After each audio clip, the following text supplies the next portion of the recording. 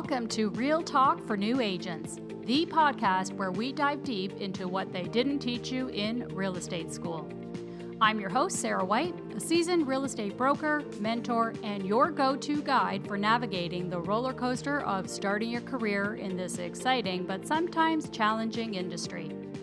Have you ever felt overwhelmed by lead generation, struggled to find your footing, or questioned whether you even have what it takes to be in this business?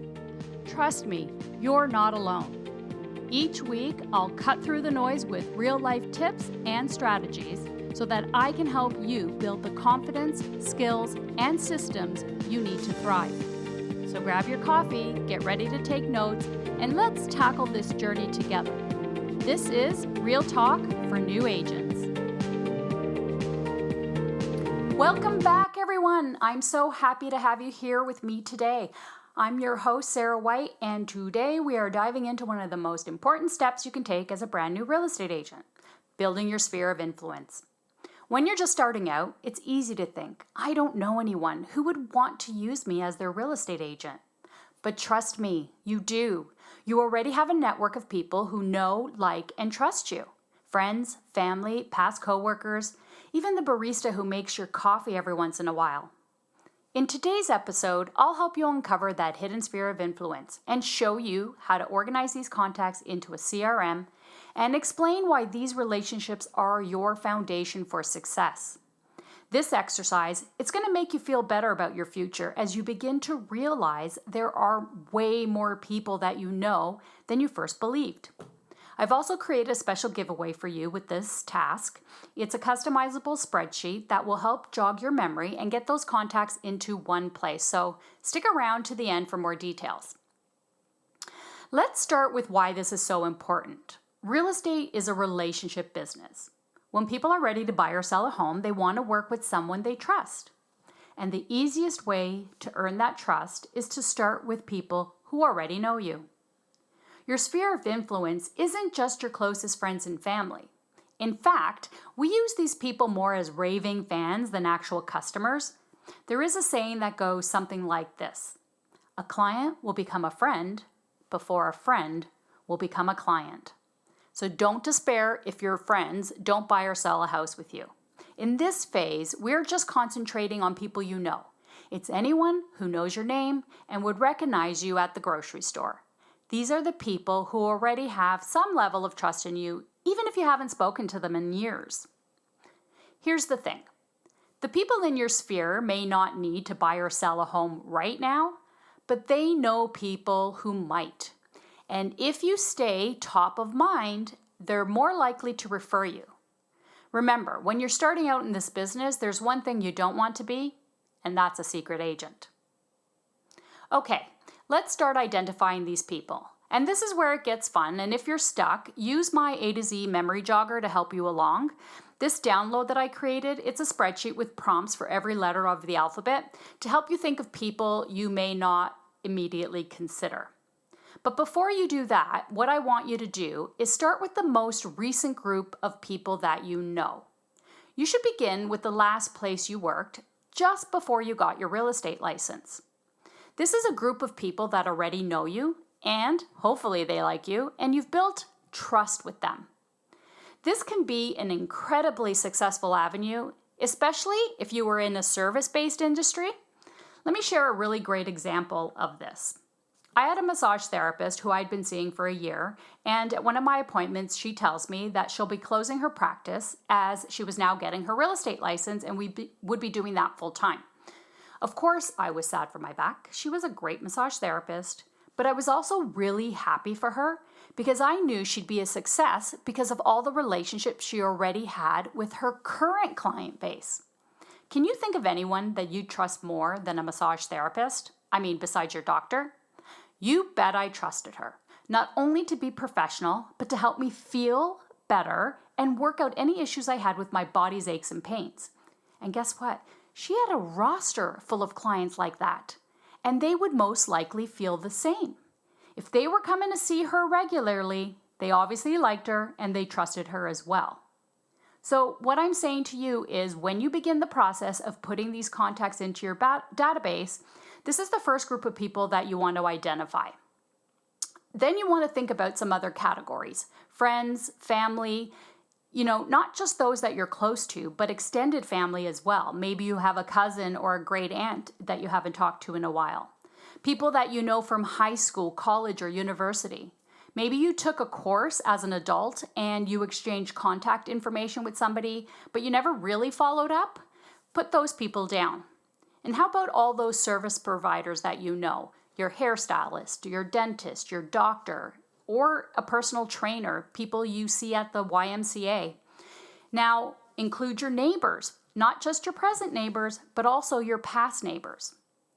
And what I want to say is, don't worry if you feel like some of these people are a stretch, just add them anyways. What your goal is right now is to build a comprehensive list of everyone you know. And this is going to start to come together when you start engaging with them. You're going to quickly find out that there are people who have no intent on building a relationship with you, and you're going to find that out pretty quickly one way or another. Usually they unsubscribe or they don't reply to your emails or messages. But you may also be really surprised at how many people are actually really happy to hear from you. Never try to guess what people are thinking or how they're going to feel about you reaching out. Just don't let your fear stop you from reconnecting with people you know or you used to know. Add them. Put everyone you know in this database. So once you've got your list brainstormed, you want to get organized. A CRM is a customer relationship management system, and that is your best friend in this business. It's going to be a tool that helps you keep track of your contacts, any follow-ups, and any interactions you have with your client base. If you don't have a CRM yet, start with something simple. I started with a program called Realty Juggler. It's still around today. It's a very easy to use system that was perfect for me to begin with, and I believe it's under $200 for the year. Or what you can do is ask your office what systems are included in your monthly fee. Now, I work with RE/MAX and they offer KV Core, which is a very robust system. It was quite difficult to learn, but from my experience, every top broker offers a website with a built-in CRM for their agents. But even if they don't, just start with something basic, even a spreadsheet, until you're ready to invest in something that's more advanced. You got to remember that this is just a starting point, and it's really not what you're going to use as you continue in this business and you start getting traction with clients. You want to have a system in place if you're going to make all this effort to connect with everyone you know.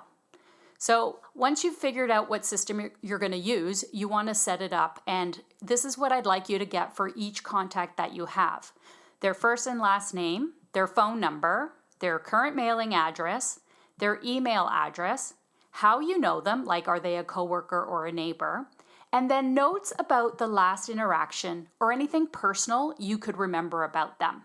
If you find there's some people in your database that you've just created and you don't really know too much about them currently, what I like to do is just go onto one of their social channels and see what they've been up to. Are they married? Do they have children or pets? Is a birthday coming up? Anything that can help you with talking points down the line. What I like to do next is categorize these contacts with a tag. So you can choose letters, numbers, or colors, but for simplicity, I'm just going to choose grades. So let's go with A, B, C, and D. Now, this category, it's going to be a constant moving target. So you're going to move people up and down as time goes on and you build out your list with actual clients. So don't worry too much when you first assign somebody a category. Now, let's go through what these letters represent. A is for someone you know well and think that they would definitely use your services or refer you to their friends and family. B is someone you know, like coworkers, college or university friends, or even your neighbors. You think that they would be a client or mention you to others if you made time to nurture the relationship. C would be people you know as an acquaintance and don't connect often with. These can also be people that you just haven't talked to in a while, but they still have potential. D is the letter for delete. You're going to start to use this as you get busy in your career. It usually will apply to people that you've worked with, but don't want to work with them ever again. You're basically firing these clients and deleting them. Let me tell you, this can be very liberating. When you come from a place of only wanting to work with people who will rave about your services, it's easy to let go of those that don't appreciate you and make your life difficult. This usually happens when you're in the business for a while and you have a good client base and you feel secure in wanting to only work with the best people. So this little task is going to be time consuming if you're doing it right and adding everyone you can think of. But don't give up. When you're new in this business, this is going to be your gold mine. And starting with good systems is essential for a thriving business. Let's talk about how you nurture this sphere. So you've identified your sphere, you've added them to your CRM. What would you do next? So I would split this into 2 steps. The first step is to send out a letter with your business card to every person you have just added to your CRM. Nobody writes letters anymore, so your chances of having your letter opened, it's almost 100%. I would create 2 versions. One for those people closest to you, your friends, your family, and what I would do is maybe give them like some personal reasons why you made this move into real estate and ask them for their support in this letter. What I would also do is include 2 business cards with a little PS saying something like, here are 2 business cards, one is for you to keep, and I would love it if you could pass one along to a friend. This wouldn't come off across as pushy to this group because they're close to you and they want to help you. The second letter would go to those you haven't spoken to in a while. And it can be centered around announcing your new career, letting them know you would love to reconnect, and you will be reaching out in the next few weeks, and maybe you can get together for a coffee. Something simple but effective. Include your business card, but in this group, I wouldn't include any comments or PSs on it. Then what you're going to want to do, give it a week from the date you mailed, and then you've got to begin your reach outs. For those people that you know well, give them a call. People don't do that anymore, and it's so nice to have a real conversation with somebody. You can open your conversation asking if they got your letter, and then the conversation should naturally flow from there. Remember to keep your calls short. Otherwise, you're not going to get through that list. But remember, at the end of these calls, you should offer them a free opinion of value on their house. Some of these people may have no idea what their house is worth, and when they get that information, they could be one of your first listings. Depending on the number of people that you have to go through, I want you to set aside a number of calls per day so that you get through that list in a week. So if it's a small list, a few people a day. If it's a bigger list, you're going to have to do a lot more calling. Remember, you're trying to drum up business, so you need to reach out to everyone you know, and you want to do it within a week's time of them receiving the letter. So for those people that you can't get on the phone or that you haven't connected with in a while, what I would do is send a friendly text or a DM to reconnect. Make it simple, something like, hi, their name, how are you? I've been thinking about you lately. Did you get my letter this week? And once they respond, ask them about their life and what's been going on with them. Ask them if they're free to catch up for a coffee. There's nothing like building rapport with somebody face to face. You can also ask these people if they'd like a free opinion of value on their house as well. Maybe you can say something like, I'm just getting familiarized with your area. Would you like an opinion of value as I do my research? This not only helps them, but gets you familiarized with the market as well. Always remember to be helpful, not pushy. Focus on providing value always. The more value you provide, the more you give without expecting anything in return, you will soon see business come your way organically. You've got to stay consistent and genuine in your outreach.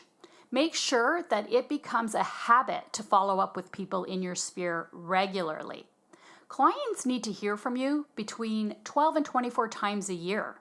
What I like to do is create a calendar with ways that you will keep in touch throughout the year. Systemizing this is so very important so that every single month you have something going on. And let me give you some ideas. I'd like to go into that next so that you can see how you can connect with people. I would spend about half an hour a day engaging with your sphere on social media accounts. So be strategic. This is not a rabbit hole for you to get lost in. Your goal is to find 5 to 10 people that are in your sphere and like and comment on their post. Don't just like it and move on. You've got to comment and interact. If they post something that's great, let them know you're going to share it. Ask a question about what they're posting. Be interested in them. People want to know that you care about them, so don't make it about you. Number 2, I'm going to assume you set up a business profile online on whatever platform you decide to focus on, and I want you to post value-driven content on your site. Think about your potential customers, the people that are in your database, the people that you've added to your social account. What would they want to know about real estate? Also share some things about the area that you're striving to work in. Can you talk about the local schools, maybe a new store opening or restaurant, or programs that are available for your demographic in your town? Show them a side of you that lets them get to know you better as well. Think outside the box. Just listed and just sold postcards? Try something different. Don't be that agent that just promotes their listings. There's so much you can share. Make a list and start checking it off. Number 3, I would also set up a monthly e-newsletter to send to all your contacts. You should be able to do this through your CRM, but if you can't, you could use a service like MailChimp. I think if you have under 500 contacts, it's free. In this newsletter, I would include monthly real estate statistics for your area, highlight anything that's in the news that has to do with real estate, maybe like mortgage rates or new legislation or anything that's relevant at the time you're writing the newsletter. You can also include a little bit about what you've been up to. People like to know you personally as well. And maybe add a contest depending what time of year the newsletter is going out. And then finally, I would spotlight a local business. This newsletter is tailored to your client base, so choose things you know they would like to hear about. Number 4, this is a good one. Start sending out handwritten birthday cards, anniversary cards, and get well cards. If you see on social media someone's under the weather, send them a get well card. Anything you can do to let someone know you're thinking of them. This is easier than ever with social media. You can keep up to date with promotions, new babies, or even new pets. Personal touches go a long way, so start sending out handwritten cards. Number 5, host an online first-time homebuyer seminar. Promote this a few weeks before you intend to host the event. See if you can get a mortgage broker or a lawyer or both to join you, and come up with an agenda for a 1-hour event. At the end of the hour, open up the floor for Q&As, and then download that recording and send it in an email to all those people that attended the seminar. I hosted a first-time homebuyer seminar at our public library. I rented out a room with my mortgage broker, and that's how I got my very first sale in 2009 when I started. So with the ability of using Zoom or all these other platforms that are available, like you don't even have to leave your house to run a seminar these days or even to attend one. So promotion is going to be key with this, and making sure you give tons of value to those people attending. Number 6, host events every quarter with small groups in your sphere. Here's an example. I hosted a paint your own pottery event with 2 other agents in my office so that we could book out the space just for us. We each invited 8 people, so we had 24 people in total. We had a local wine supplier do a wine tasting for us while we painted, and the 3 of us agents supplied the snacks. This is a great event to host, especially if you don't have a lot of clients in your database yet. You can team up with other agents in your office, so your expense is small, but the impact is large. We had 24 people in this studio, and it looked like we were holding this huge event. So reach out to your agents, connect, and make something happen. Number 7, host a come and go for your sphere at Thanksgiving. I personally give away pies during Thanksgiving. They're very affordable and can be a great reason to be in touch with your database. Send an email invitation offering a Thanksgiving pie. Ask your clients if they would like to have an apple pie or a pumpkin pie. And when they respond, that's essentially RSVPing to the event. It can be very simple and held at your office after hours with a few nibblies and some drinks if your budget is small. Or you can do something fancy like I did one year, and I hosted it at my friend's photography studio and offered a Thanksgiving family photo to all the people that showed up.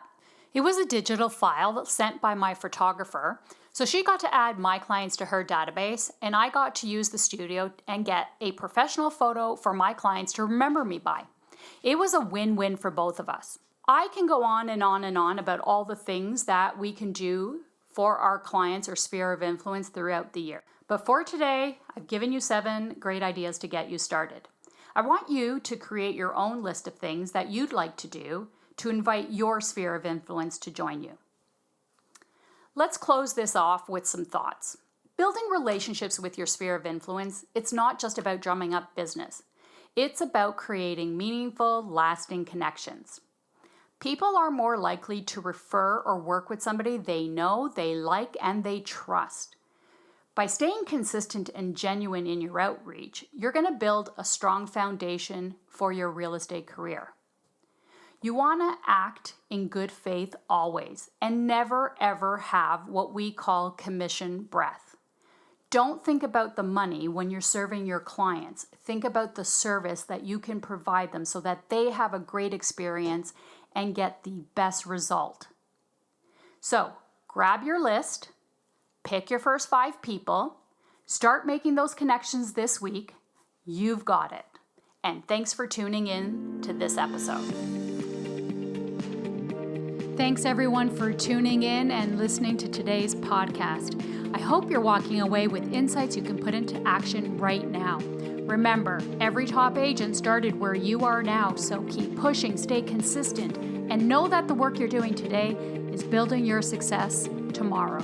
Until next time, keep it real and keep chasing your goals with grit and determination. Be sure to subscribe so you never miss an episode, and if you want to connect with me, check out sarahwhite.ca or find me on socials at sarahwhitebroker. Thanks again for tuning in, and we'll see you next time.